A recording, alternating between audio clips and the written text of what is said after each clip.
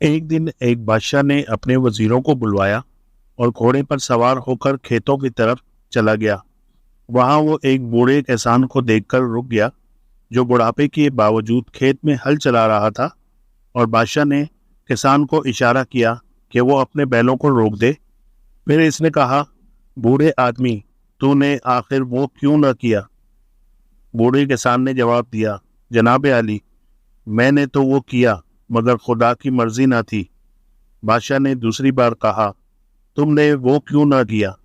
बूढ़े किसान ने फिर वही जवाब दिया। बादशाह ने तीसरी बार वही सवाल किया। बूढ़े ने फिर वही जवाब दिया।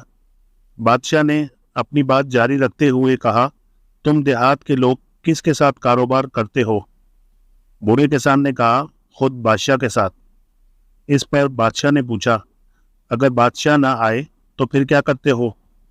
बूढ़े ने जवाब दिया, फिर हम बादशाह के वजीर आजम के रहमो करम पर भरोसा करते हैं। बादशाह ने कहा, और अगर वजीर ना हो तो फिर क्या करते हो? बूढ़ा बोला, फिर हम शहजादे पर इन्हिसार करते हैं, बशर्ते कि वो लायक हो।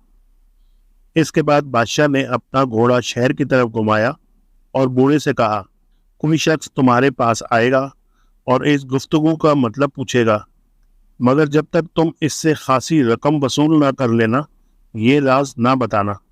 ये कहकर बादशाह अपने महल की तरफ रवाना हो गया और अपने वजीर से कहा, तुमने मेरी और इस बूढ़े की गुफ्तगू सुनी, अब तुम बताओ इसका क्या मतलब है? वजीर ये सुनकर घबरा गया और बोला, जहां पना, मैंने अल्फाज तो सुने, लेकिन इनका क्या मतलब है ये मैं नहीं समझ सका। इस पर बादशाह ने वजीर से कहा, देखो, 24 घंटे के अंदर तुम इस गुफ्तगू का मतलब मुझे बता दो, वरना तुमको बहुत बड़ी सजा दूंगा। बेचारे वजीर परेशान होकर चला गया। घर पहुंचकर इसने सोचा कि इसी बूढ़े किसान के पास जाना चाहिए, और उसी बूढ़े किसान के पास पहुंच गया और इससे कहा, बड़े मियाँ, आपसे बादशाह की जो बातें हुई, इसका मतलब मुझे बता दीजिए। बूढ़े ने कहा, जब तक तुम मुझे 3000 दिनार ना दे दो, मैं मतलब नहीं बताऊंगा। लिहाजा वजीर ने 3000 दिनार गिन कर दिए। जब किसान को दिनार मिल गए तो इसने कहा, बादशाह ने जब मुझसे पूछा कि तुमने वो क्यों नहीं किया, तो इनका मतलब ये था कि मैंने जवानी में शादी क्यों नहीं की, ताकि इस वक्त मेरे बेटे होते और वो हल चलाते और मुझको इस बुढ़ापे में मेहनत ना करनी पड़ती। मेरा जवाब था कि मैंने शादी तो की थी, मगर खुदा की मर्जी नहीं थी, मेरे बेटे पैदा नहीं हुए।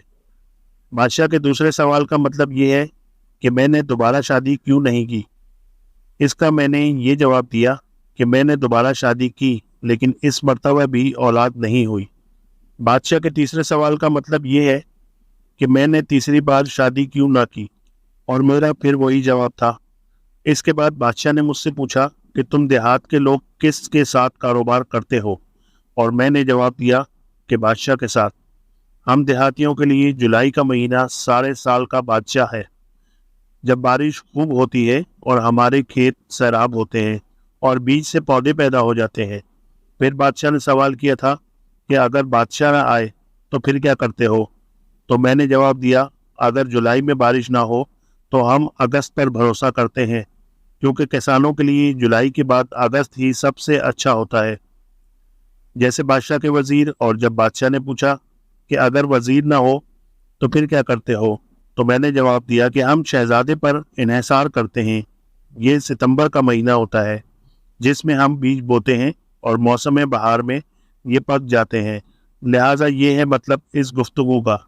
चुनाचे वजीर मुतमईन होकर चला गया। वो बूढ़े किसान की अक्लमंदी पर रश्क करने लगा, जिसने बादशाह की बातों को समझ लिया, और बादशाह की दानिशमंदी पर भी हैरत ज़दा हुआ, जो अपनी रियाया के दिल की बात को जानता था।